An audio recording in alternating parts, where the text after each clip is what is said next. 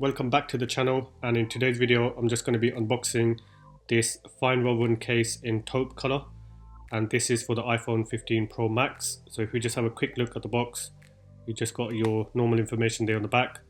We'll just slide this out of the case itself, and then we've got the case sitting here. Put that back and put that to the side. And then the case itself, we've got some information about the case and the material. Luxurious micro twill with a soft suede like texture, so we'll check that out. Just take that out of the case, and then we've just got some more normal information, but don't need to worry about that. Put that to the side, and let's have a look at the case. So I have to say, color is not bad.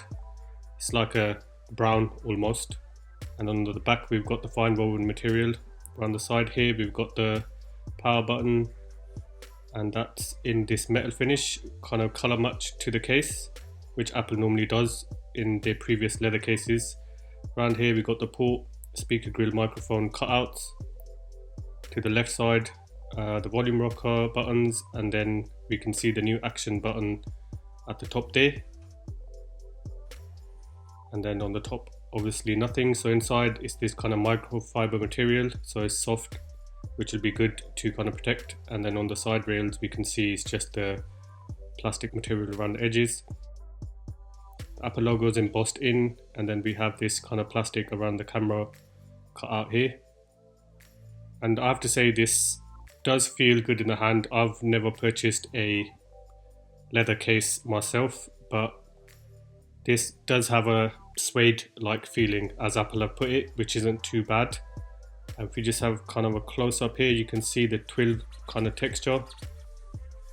And I just thought I'd rub my nice clammy hands on the back to see what it kind of, acts like.